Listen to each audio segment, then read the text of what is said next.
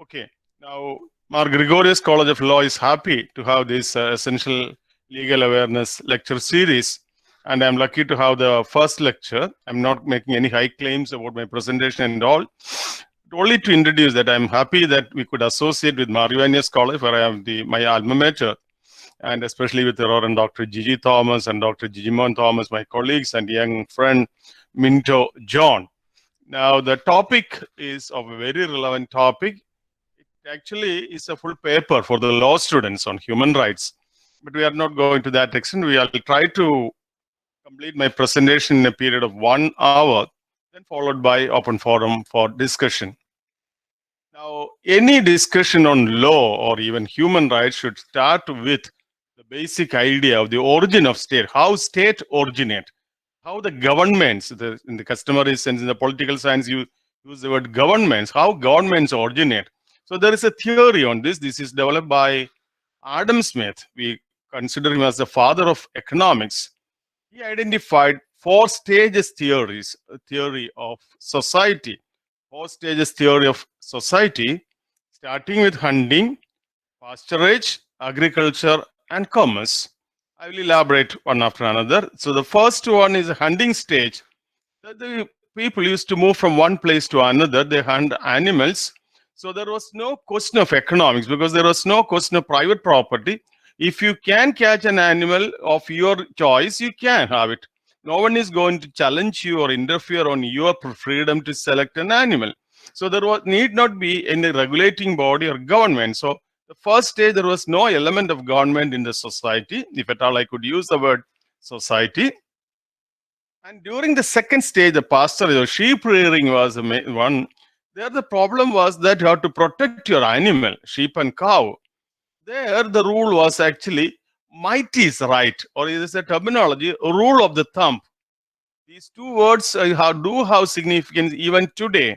Even in the so-called democracy and civilized society, you may come across the might is right or rule of the thumb theory or activities. So in this stage, it was a responsibility of the shepherd to take care of his animals. So there is private property, but there was no enforcing agency. Basically, the problem was there were nomads moving from one place to another. The government cannot, or the law enforcing agency cannot move along with the owner of the sheep or the shepherd. Now, in the third stage, the private property concept of private property emerged because they started agriculture. Now, agriculture, the basic problem originates from this, that there is a time gap between sowing and harvesting. So there is a time lag between sowing and harvesting. There should be someone to ensure that those who sow the seed get the harvest. If someone else come and do the collecting of the produce, then there is a problem. So there should be some some agency which enforce it. Normally, what the history tells us that this was a religious dictator, some religion. Religion is not in the sense of the institutionalized, organized religion, but some kind of faith is there, some kind of arrangement is there for religious worship and so on. Not a refined form of worship, but it was there. So the religious dictator served as the government. And then we move to the 4th stage where you have commerce. Now the state emerges as an important institution which enforced law in the land. Because various issues pertaining to law emerged over there. So you have the government, the existence of the government and state as an institution started functioning then. So with this is just a brief introduction. I'm not elaborating on what the 4th-stage theory. Now I will move to lawgivers in the history. It will be interesting for us to note who are the lawgivers in history. The first one is a code of Sulgi, or it also been in some textbook. You may happen to read his name as Dungi. The problem originated, you know that, because when a name from a particular language is used in another language, then naturally there will be some problem. Because, for example, take from Kerala, I'm saying that when I say Kozhikode, then for the Westerners used as Calicut, or with Kolkata, it was Calcutta. Similarly, the Sulgi must have been used as Dungi by the British people, and it was before common era. It is a fashion now to 2029 to 1982 was his period. And he is known as the oldest lawgiver and law surviving today. It was written in Sumerian language. It was a cuneiform writing. Cuneiform writing, those who are faculty members who attend the class maybe know history class, wedge-shaped one. Because that was the letters were written on clay tablets. There were some important, I'll be referring some of the important provisions in the law. For murder, capital punishment was there. So they said, if a person kill another person, he must be killed. We'll discuss these issues later. Now we will not enter into that. If someone kidnaps someone, it's a fine of 5 shekel silver. Shekel was the coin or the measure of money on those days. 1 shekel is almost equal to 11 grams. So that was the money you had to pay as a compensation for kidnapping a person. Then if a slave marry a free man, he had to hand over the firstborn to his owner. Deflowering the virgin wife of an young man to kill the neighbors. So chastity and all have a high esteem on those days. Then another interesting, these are just for make it the discussion light. Wife eloping with another and slept with him, lady to be killed, but man must be free. The condition is that wife should elope with another one. Then of course, sorcery, that is magic. That is ordeal. Ordeal is a kind of judicial trial where the accused have to dip his hand in hot water, boiling water, and if he get burnt, then naturally he is proved as guilty. Otherwise, he will be proved as innocent. And for that, if it is proved innocent, the accused to pay compensation to the victim should receive a compensation from the person who accused him. Then we move to the Code of Hammurabi, which was the second one. Hammurabi was the 6th Babylonian king. His period of reign is 1792 to 1750. This is a very important thing. It consists of 282 laws. They were engraved on stone tablets placed at Sippar. That is the city of sun god Shamash. So the purpose was this, that anyone can refer the law. Because it is available, it is black and white. Because it is written on stone tablets placed before a public place, you can read it. So in this law, Hammurabi's law, there are some important laws which are there, even relevant today. One is a presumption of innocence. It means an accused person should be treated as innocent until it is proved, and the accused have an opportunity to prove his innocence with the help of evidence. I think I'm making the point very clear. The presumption of innocence is the accused has a right to prove his innocence. So in certain language, there is a problem, especially in Malayalam, we use the word prati. It's actually accused. Accused in Malayalam can only be kuttarobithan, not prati. So if an accused person get an opportunity, because he is assumed that he is innocent until it is proved, with of course his support of evidence. These issues will come again when we discuss about our human right issue proper. Then of course, Code of Hammurabi's basic principles are an eye for an eye, a tooth for tooth. There was provisions on slavery. Theft was there because the capital punishment was awarded on for those who commit theft. Now there is a very important one. If a son strikes his father, his hand has to be chopped off. If it was in that, it would have been better for many Syrian citizens today. Okay. Now we come to Law of Moses. That is the next one. Now, Law of Moses is a comprehensive one. There is a law on food, clean food and unclean food, purity law, dealing with menstruation, seminal emission, skin diseases, and so on, feast and sacrifices offering on priesthoods. There is a very important provision in Law of Moses. There is a city of refuge. and giving the reference in the Bible. Those who are familiar with the Bible, of course, everybody is familiar with the Bible, either as a religious text or as a piece of literature. So if you refer Bible, book of Numbers, chapter 35 to 12 deals with this. It says that if a person happened to kill another without intention, there is no mens rea, that concept I'll discuss now. If without intention he happened to kill, he can flee to a place which is known as the city of refuge, where he should remain till the death of the chief priest. Then he can return back to his original native place. He should not be killed when he is in the city of refuge. So that was a very important provision there. Then there is also a concept of jubilee year. Seventh year is considered as jubilee year, that you have to waive all the debt. Then the very important thing about law of Moses is also welfare-oriented law, because it deals on widows and orphans. I'm not elaborating. When I come to law of Jesus, you may be surprised why I'm entering this also. It's an important one. That's why I'm telling you that. Okay. Law of Jesus says that justice to prevail above law. Justice to prevail above law. There's a difference between these two, law and justice. Reference is there in the biblical reference I'm giving. Now, there should be a spirit of mercy when administering law. The difference is here is that Indian judiciary, the goddess's law is blindfolded because they should not see anything. But here the law says that mercy should be there when you administer law. Very important one, the third one. Law should be for men and not men for law. Then come the respect for human life is there. Is a history when a woman was caught in adultery. The Moses law specifically state that she should be stoned to death. But Jesus said, who should cast the first stone? Those who didn't commit any sin. Here he saved the life of the lady and give an example for respect of human life.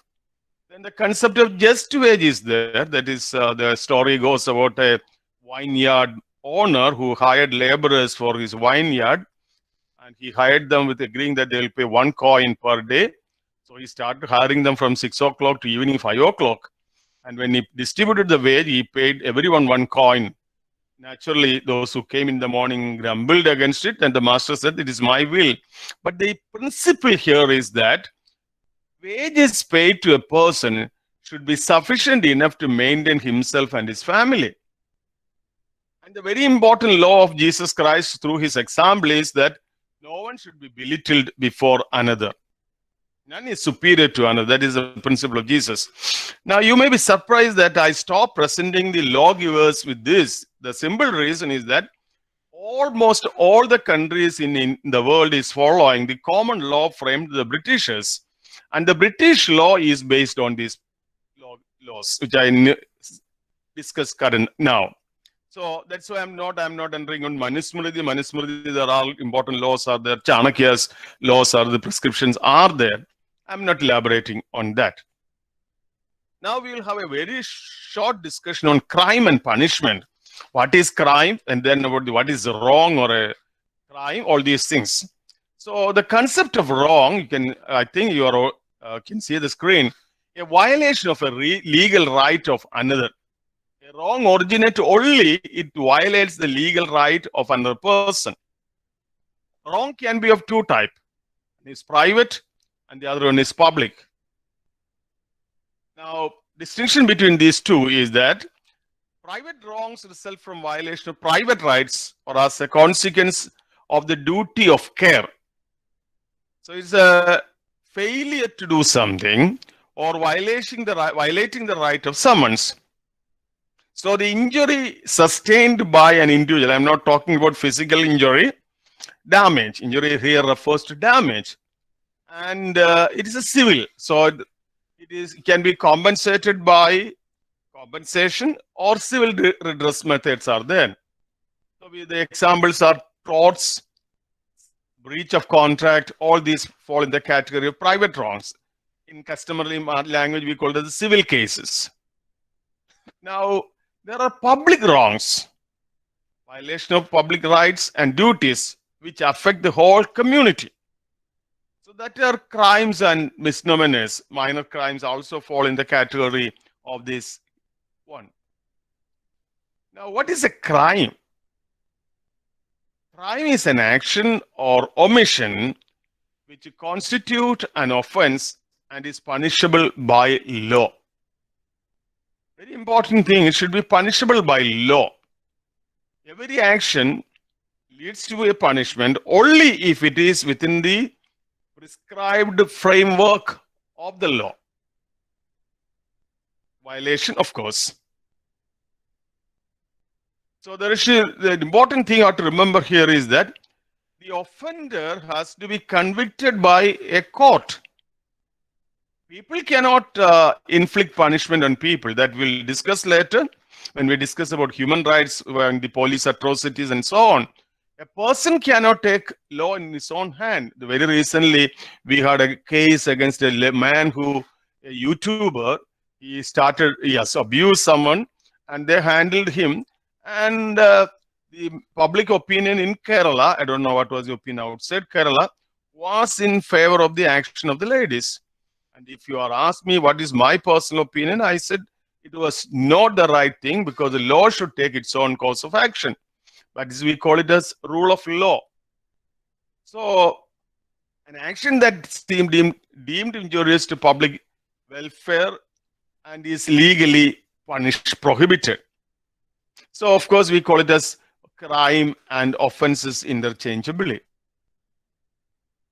A very important thing, this is a very important thing, you should make it a point to make it clear to you and to your students.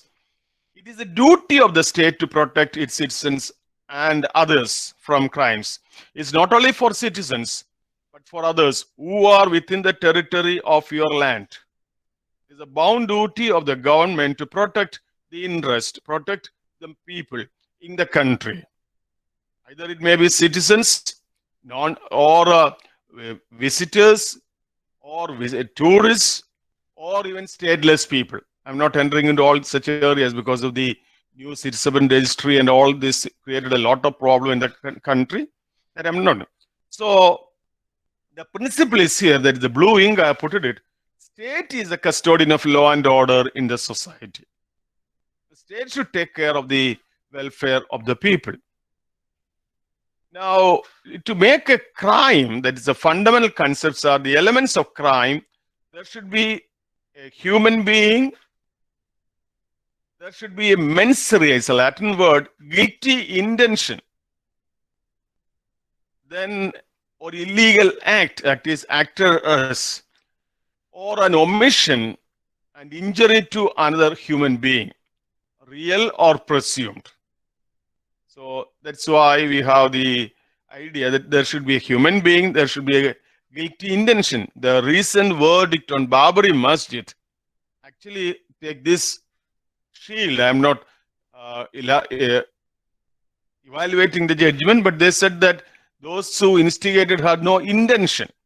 So there should be a guilty intention also should be there to make an action as a crime. I move to the stage of crime.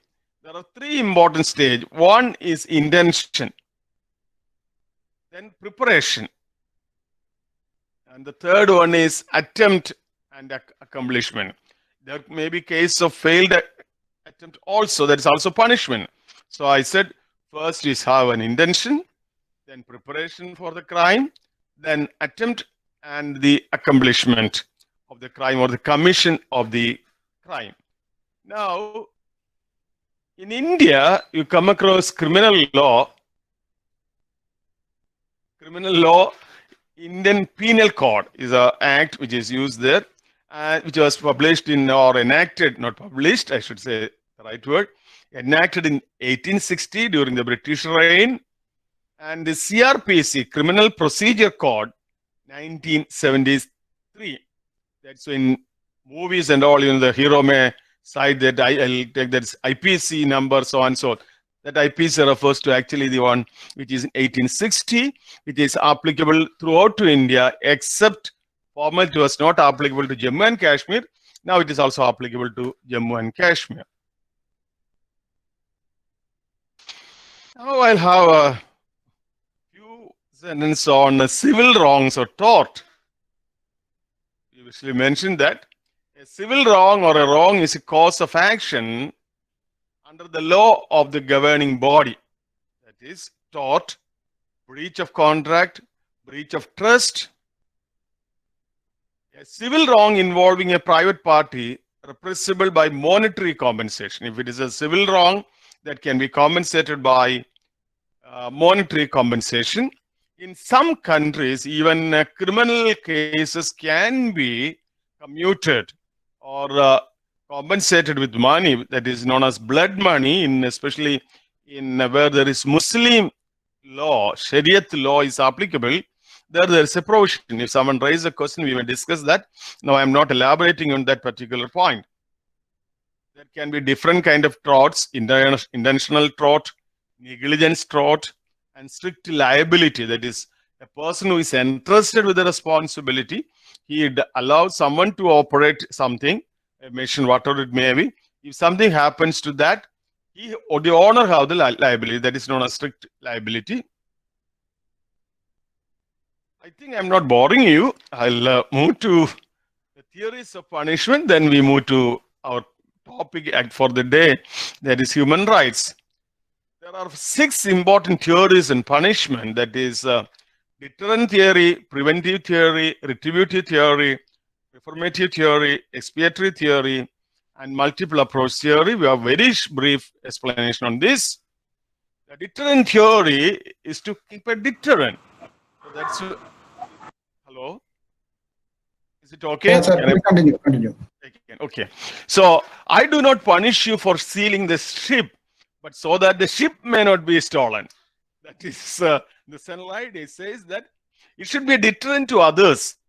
It is not only prevent the wrongdoer from doing a wrong thing, but also should be a model to others. For example, the others should see that if you commit this kind of punishment, this will be you will be inflicted with this punishment. It should be a model. It is even applied in many countries, especially again Muslim countries. Death by stoning or whipping, mutilation of lips are done in public. I was told that when Ziaul Haq was the president of Pakistan, a lady was caught in adultery, and the law was that 40 whips public. They should be inflicted in public. I wonder why you call a lady for this crime, because to best of my knowledge, a lady alone cannot commit adultery. There should be a male partner. But the law says that only the female need to be punished. So in this particular case, so happened that the lady was brought for the public place, designated for that purpose. People were summoned, were there. So they started whipping the lady, and on the 22nd whip, she became unconscious. And the punishment was suspended.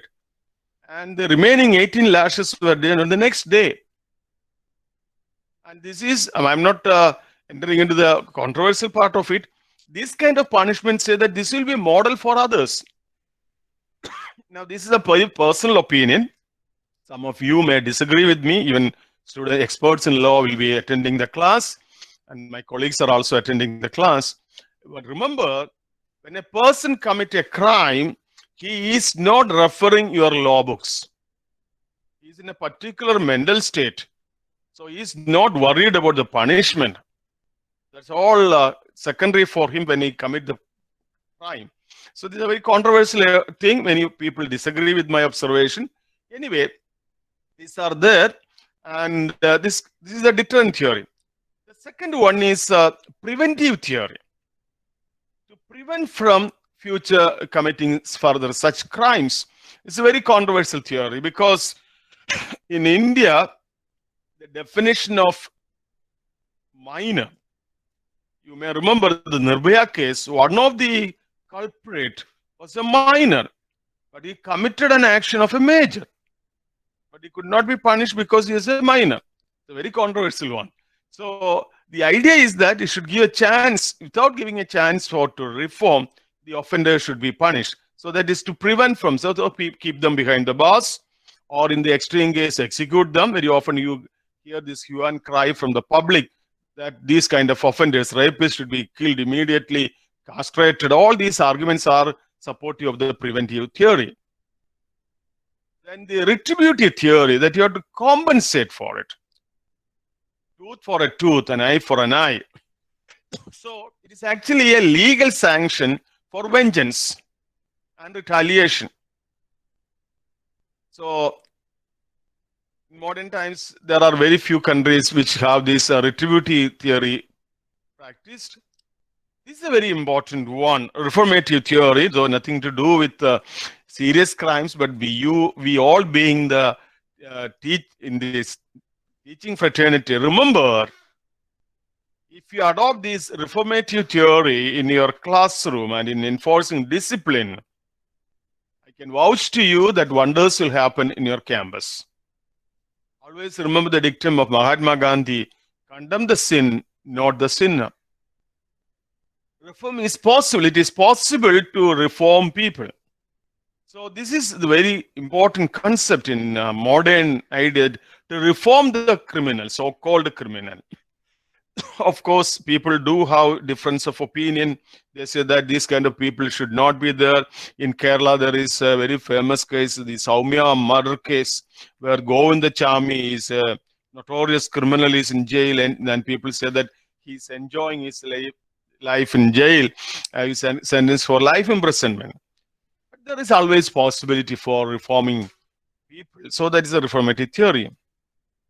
Expiatory theories say that you have to compensation. So not only compensation, one, repentance. Then compensate the offender, cleansing of heart, all this. So it appears to be idealistic, but it also has some element which we move to the next one will be more clear. That is the multiple approach theory. Instead of one approach,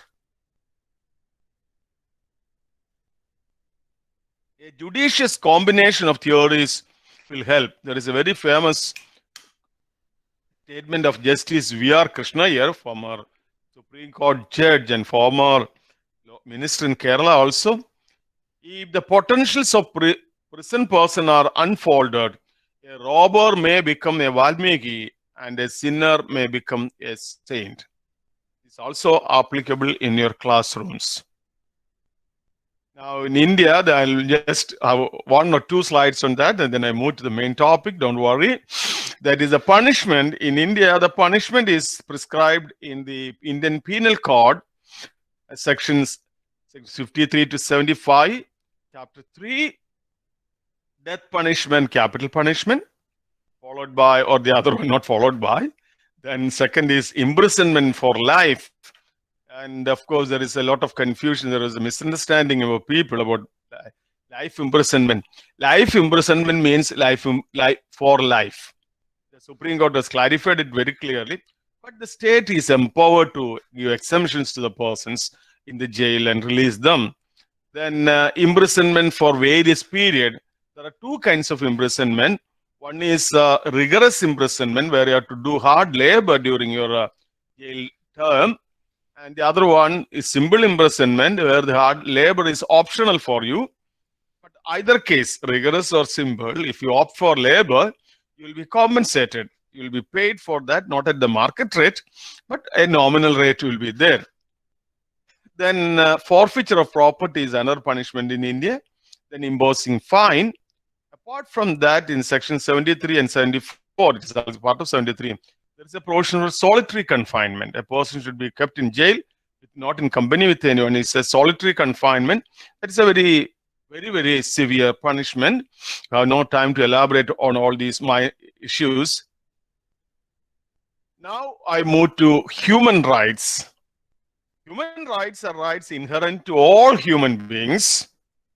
Whatever the nationality, place of residence, sex, national, ethnic origin, color, religion, language, or any other status. In simple language, human rights are the rights of all human beings living on this earth. So that is the important one. Now there is a history of human rights. I am not elaborate and discussing on that because our time constraint is there. So I directly move to the very prominent document that is enacted by the United Nations on 10th December 1948, which is known as the Universal Declaration of Human Rights. That's why on all December 10th, we celebrate the Human Rights Day, because the UN published its declaration on 10th December 1948. Now, what are human rights? Fundamentally, it is derived from human dignity. A human person is having dignity. So it is an essential for any society. I'm using few terminology: democratic society, inclusive society. Include all people in the country as part of your society. That is inclusive. You are not segregating them in the name of your religion or your caste or any subdivisions, whatever it may be. And where there is a rule of law, when I discussed about the 4-stage theory, I said the second stage, it was the rule of thumb. It is rule of law, then human dignity, equality, and freedom. And in the preamble of the charter, it says that human rights belongs to all human beings by virtue of them being human. That's all the reason for it. Now, human rights in the charter, I'm in a brief discussion because we have to have a detailed discussion on human rights violations. One is freedom. Freedom include freedom of movement, freedom of assembly, freedom of association, freedom of expression, thought and religion, liberty, security, and fair hearing. This is a very important one, fair hearing, that when I discuss about human rights violations, I may discuss it on detail. Second is respect for life, protection of families and children. You have cultural rights, rights on property. There should be equality. There should be no discrimination, equal recognition, and the right to participate. That is participation. Then dignity is very important one. There should not be torture and cruel treatment. You have a right of privacy, and you have a right for reputation of your own nature, and a humane treatment in detention. Even if you are in jail, put under the prison, you have a right to get or receive humane treatment. Again, I'll discuss all these things when we discuss about human rights violations. Now, I have a very quick reference on this. Those who want to have elaborate discussion, or you can contact me through phone or email. We may have discussion, or we may have subsequent sessions under any of this scheme or otherwise also. Civil and political right, right to life. Time being, I'll confine the single word. Right to life, right to privacy, freedom from discrimination on any ground, freedom of expression. You can be free to express your views, of course, without offending others. Freedom of thought, conscience, and religion. You can practice any religion of your choice, unless otherwise it is not against the interest of the state. Then freedom of association, freedom of assembly and movement. Interestingly, in Kerala, now those who are not from Kerala, for you it is maybe an information, the Kerala government, with all seriousness, and I'm making this observation, the Kerala government discovered a new method to curtail the spread of coronavirus. I declared 144 in Kerala, banning those.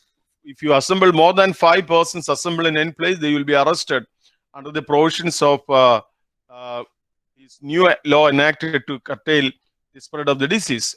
Interesting and funny, and rather I like to put the word notorious.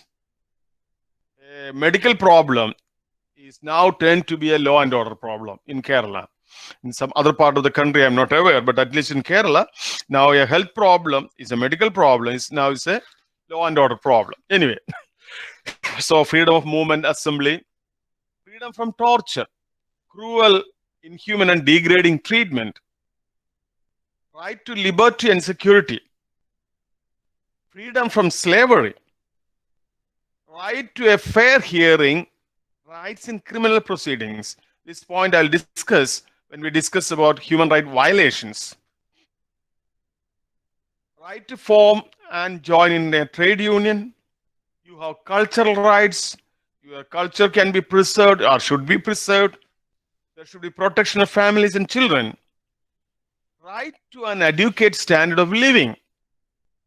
And above all, right of social security like pension and care and such things should be there. The children also have rights which is specified in the declaration. Right to education. Of course, in India, the previous government, not the Modi government, enacted the Right to Education Act.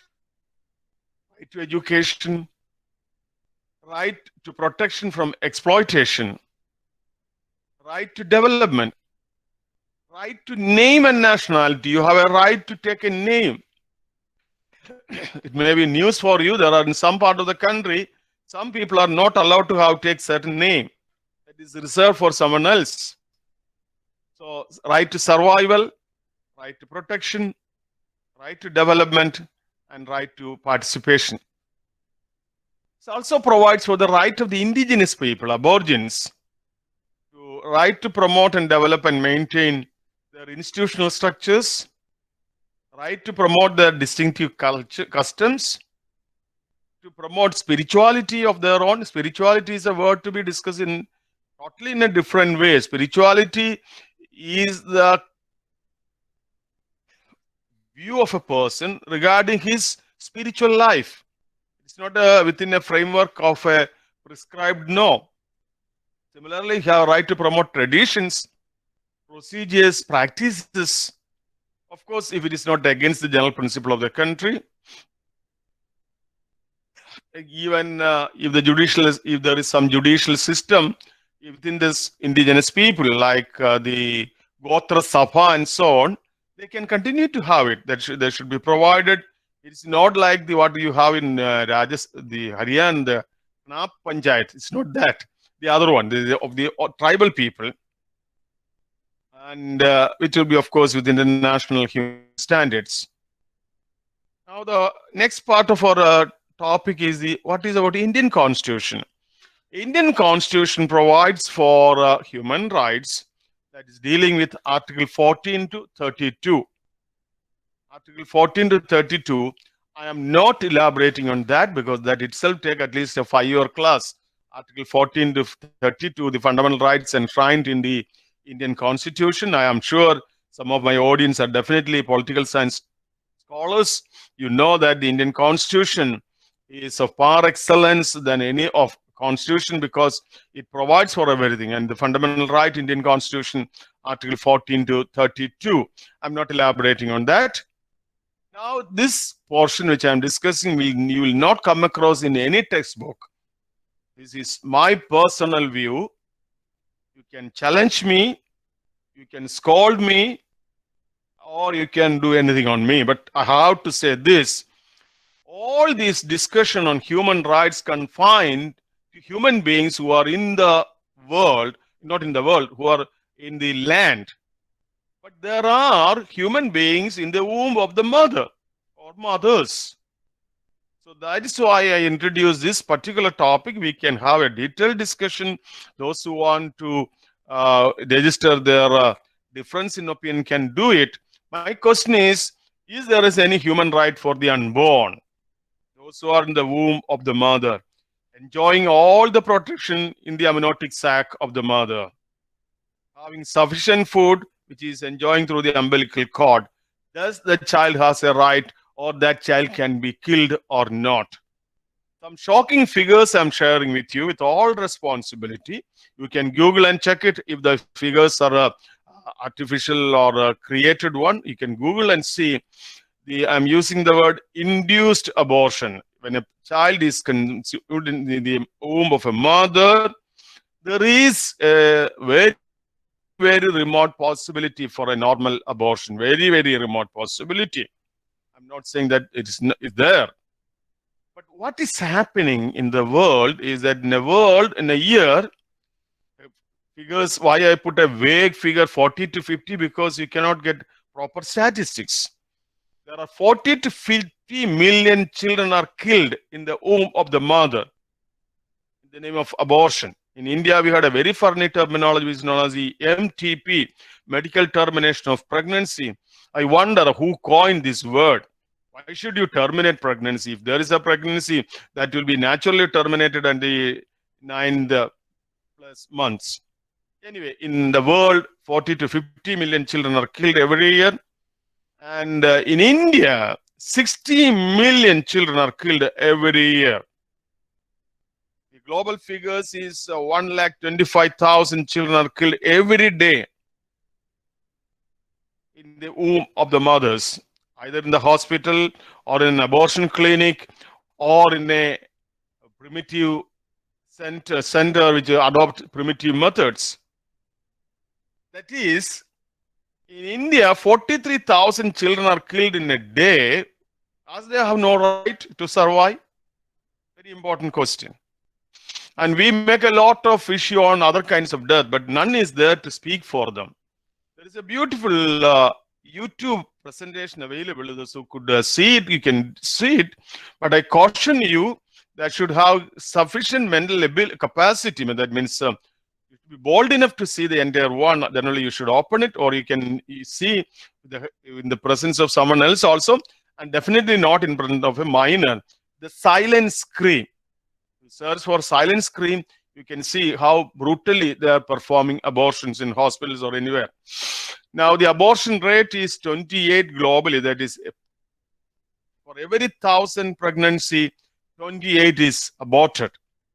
And in India, it's a shocking figure of 1,000 pregnancy, 47 are aborted from various ages, from 1 month to 6 months and so on. So the age group taken is only 15 to 14, a female age group. Now, one of the important human rights issue here precipitating is that in India, around 55,000 women are killed due to complications arised of abortion.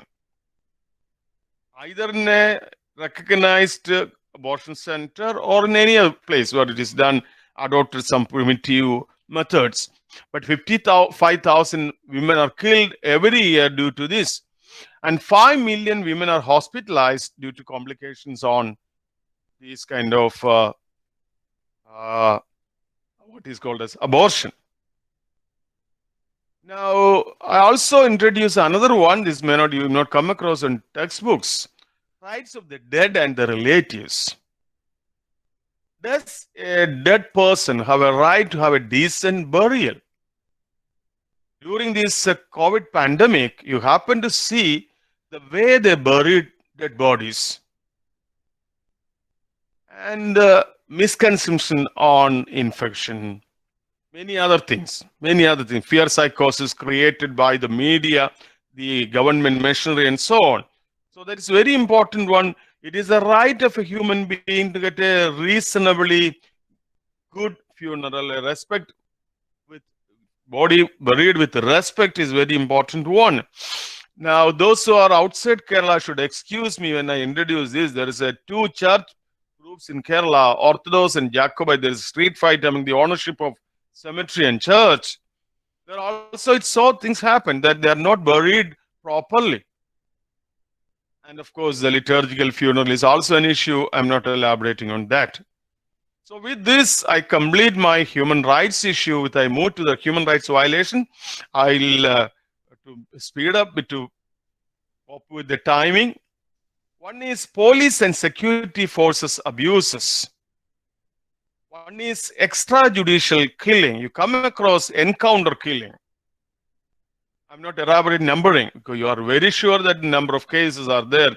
It may be either the rapist in Hyderabad or the Naxalite in Wayanad forest area or in Noida, Delhi. The police, the so-called encounter specialists brutally kill people. And that means they are not subjected to any judicial trial. Second one is disappearances. Of course, in Kerala, there is a recent one. The forest officials took a person and finally he was found in the dead body was found in the well of his own house. That's fine. At least they could find the dead body. But there are cases in India and abroad where there are a large number of people who have disappeared from their houses. Nobody knows where they are. And the hand of the police and security forces are there. In majority of the cases, other gang war issues are also there. Then torture in police custody, third degree method, Moonam Mora, Malayalatile, Moonam Mora, and then torture, arbitrary arrest and detention. There is a very clear law in the country, DK Basu versus government, that what are the procedures should be there, but that is happening frequently. I'm shade and under shade. I'm sorry, I have to use the next one also. Rape, which is happening in the country. Let us focus on India alone. How shameful, how shocking is the things happening in our country. Raping people, the women and children also. Then I'm not elaborating because I may be emotionally charged when I deal more about the issue of rape and respect for women and so on. Then harsh and life-threatening prison condition. The prison is not a place of torture. The prison should be a place for reforming people. But the conditions of the prison, overcrowded prisons are there.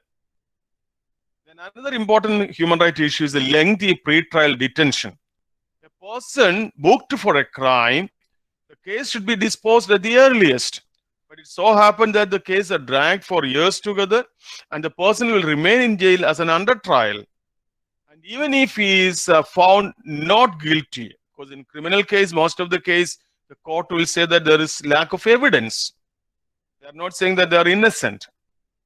They'll be let free. But who will compensate for the precious years lost by the innocent prisoner? So this is happening in India. The cases are pending in our courts. I'm not criticizing the judiciary because it's a very dangerous thing when I criticize judiciary, at least on this kind of a platform, because the electronic data cannot be destroyed. That may be used against me as a contempt of court.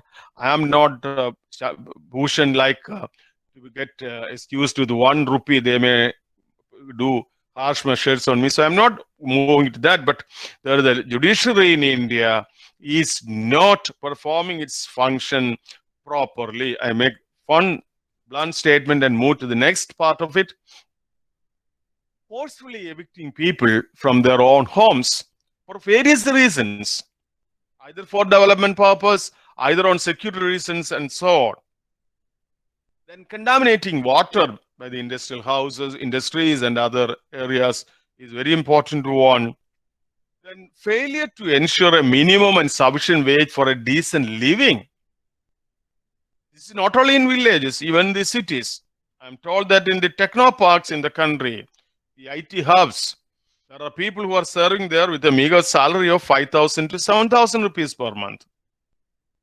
There are other places also where the per day wage is less than 200 rupees. This is actually a clear case of human right violation. Failure to prevent starvation. You know that in India, I'm mentioning about India, our Food Corporation of India's godowns are flooded with food grains. But there are thousands of people are starving in the country, not only in COVID, even beyond that. Then a mob attack on religious minorities and other vulnerable groups. These are the points to be discussed in elaborate way, either on religious ground or any other ground is happening. So mob attack on religious minorities and other vulnerable communities. Then segregation of people. You know that in Assam, they published a national register of citizens. In that register, they say that non-citizens has to be kept in a separate area. Incidentally, majority of them happens to be Muslims. And in the list, I was told that there is a person who happened to receive a Veer Chakra for his gallantry service in the army. He's now considered as, is labeled as not an Indian. So this is a segregation of people. Then forced displacement of tribal people. There is, I use this terminology, victims of development. You know that in Kerala, the Vallarpadam container terminal, they evicted people. And those children who are studying for 10th standard exam, they were removed from their homes forcefully by the police on the eve of their exam. But nothing happened, no rehabilitation or compensation. Now, this is a complicated one, but it is a fact. India government's action. Kashmir, there is a lack of loss of livelihood and access to education. I make a just general statement and proceed. A very important one, excess in the name of the national security and integrity. In 2019 alone, there were 106 times the internet was shut down in different parts of the country. That is, access to information is denied. It is a human right violation.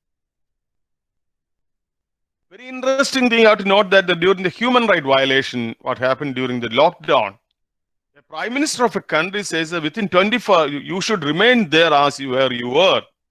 But what about their food? What about their accommodation? Nothing was there.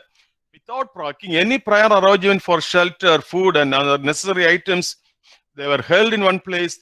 That goes to the large-scale exodus of migrant workers.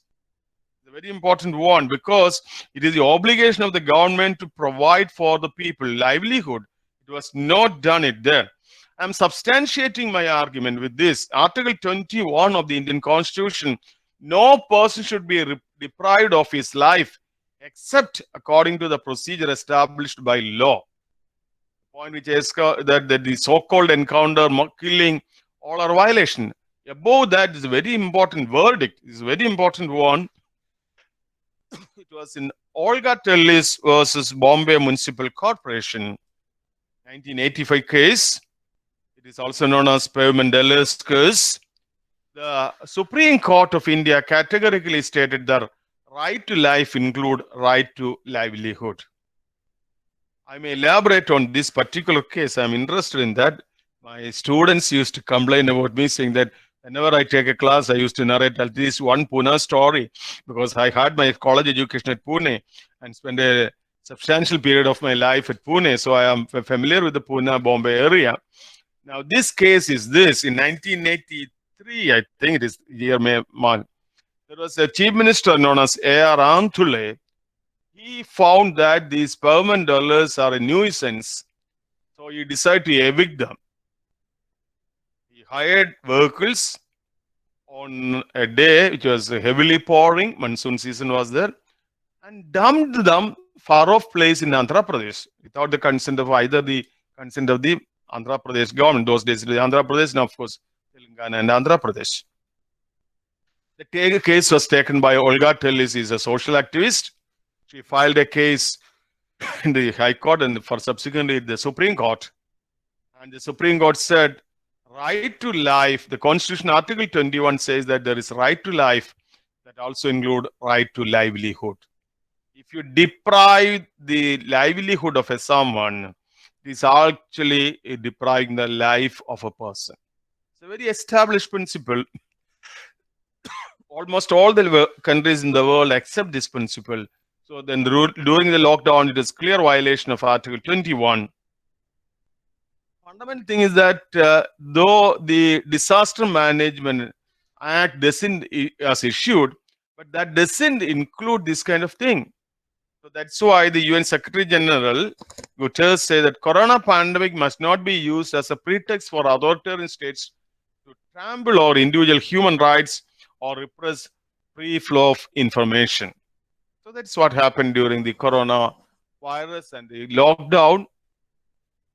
There are cases of denial of medical attention, saying that if a person approaches a hospital, they say that you will not admit you because you are a corona positive, COVID positive person.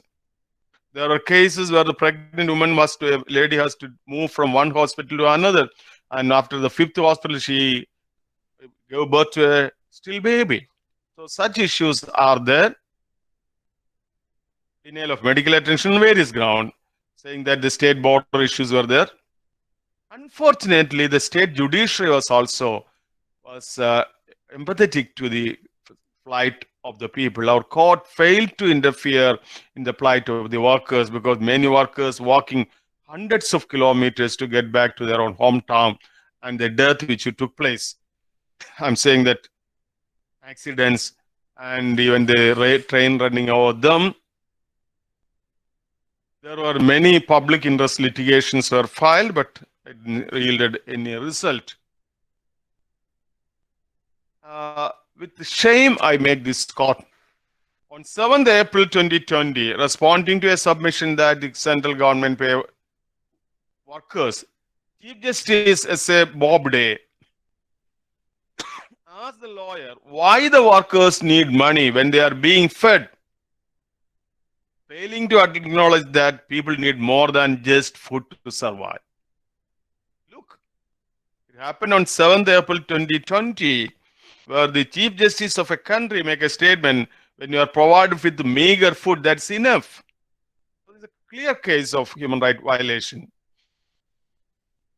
And of course, on 15th May, another petition came. Then the bench said, I don't know who headed the bench. He said, it is not possible the court to monitor or stop movement of migrant workers across the country. I'm not criticizing judgments and action of the court.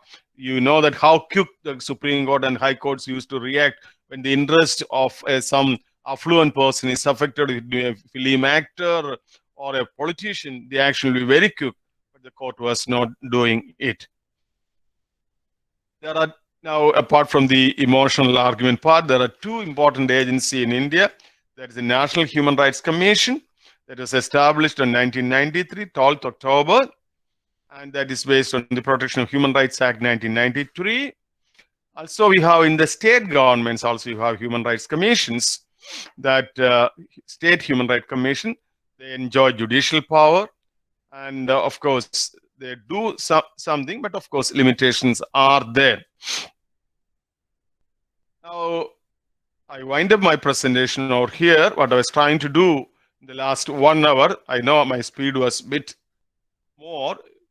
One was general introduction of the emergence, the origin of state, followed by lawgivers and theories on punishment, followed by civil law, criminal law. Then we move to human rights, the Human Rights Declaration, important human rights, followed by human rights violation in India. I thank you all for your patient listening. Of course, you may have several points to be clarified. You can raise your questions. I can clarify it. So long as you remain in this forum, then I can do it, because for me, there is no constraint. But of course, naturally, I know that you have your own constraints in attending a long session, because sitting before a computer for almost 1 or 1+ hours is not a simple one, it is a tedious one. Anyway, thank you for it. And I conclude my presentation with a humble request. You cannot transform yourself an activist, but at least you should be prophets of human rights. And at least you should ensure that you are not violating the right of anyone else. You should be aware. You should, especially this I'm talking about, because one of my area of interest is human rights and values in education, where I'm running a UGC project also, that we should not violate the rights of our children in the classroom. I'm not elaborating or enumerating case by case, but there are cases. So with these words, I wind up my presentation. Thank you all, and may God bless you all. Sir, from my side, I have one question for you. Please, sir. That is, during the COVID-19 pandemic, a new kind of restrictions and laws were put on top of us. Maybe 144 is the latest law that is imposed. The daily or on a weekly basis, we had reforms in by the government, or press releases were made curtailing certain aspects of the movement or some relating to that. So my question is, how does a government machinery formulate a particular part of a person's human right, curtail a person's human right? You can elaborate it based on the COVID pandemic, how the government should do or may they have done. Actually, what they're doing is that the Disaster Management Act is there. The pandemic is there. It's a reality. But the problem is that to cover up the shortcoming from the part of the governments, they are doing this kind of gimmicks. You should tolerate my word, because I'm very confident, and the calculated word I'm saying. These are futile exercises, because I will tell you that social distancing, of course, it should be actually physical distancing, not social distancing. Socially, you should not distance from others. Social distancing is there. But apart from that, shutting down the whole country within the four walls or within their homes is not the solution. It's not the solution. What the government should have been done is to equip it to meet the emergency. But then none of the governments, not only in Kerala, but other part of the country is not. And they have no right to use this, because the basic thing is it's not a law and order problem. That was highlighting. It was not a law and order problem. But the problem is that the governments are becoming autocratic, and they are imposing these kind of things on people, so that they are not in a position to raise their voice against the government. For example, in Kerala, there was I'm not entering into political discussion. The UDF was managing some agitation against the government. Now they said the spread of COVID is because of the agitation, and many people swallowed it. I'm not speaking for UDF or LDF, but mind you well, those who infected with COVID-19 or affected by COVID-19 or ministers also, they never participated in the agitation of the opposition party. So therefore, the human rights should be respected, whatever may be the condition, within the limitation. Of course, we can freedom of movement, of course, there will be limitation. So what happened in these days for the last 6 months, it is my personal opinion, that is excess from the part of the government. I think I answered you properly. Yes, sir. Thank you, sir. And I have one more question to that. We experienced an emergency situation in the country during the time of Indira Gandhi. Yeah. And can you just compare how was it? How many laws were put, under the constraints of how much of it was affected by the people? Can you just reflect on that? So maybe a personal sharing, because during the national emergency of 1975, I was at Pune, and it was a blunt violation of constitution and human rights. I'm a person who have respect for Indira Gandhi as a ruler of the country till she declared the emergency. But during the emergency, her actions were not within the framework or within the boundaries of the constitution. Excesses were there. There is many kind of excesses were there during the emergency. That's why people preferred a new government after that. But the thing is that during the emergency, freedom of press wasn't there. I do remember the Indian Express paper from Bombay published with a blank front page. The front page was nothing was printed except one line, emergency declared. There was censorship was there. Then additional censorship was introduced by the police on movies released and so on. So personal freedom was not there. Those days, the slogan was, close your mouth, work. Navadaku, pani eduku. That was the slogan. So that was against any society which value human dignity. So emergency is a black spot in the history of India. Whatever may be the justification, you say that whatever the achievements made during the emergency, someone used to say that, of course, there was in Kerala, there was no strikes, and so the production increases and so on. But that doesn't justify the action of Indira Gandhi through emergency.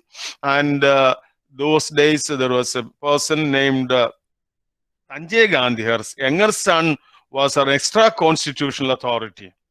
So he was not holding any office in the government, but he was controlling the affairs. So, of course, that's why the Congress paid a price for that also.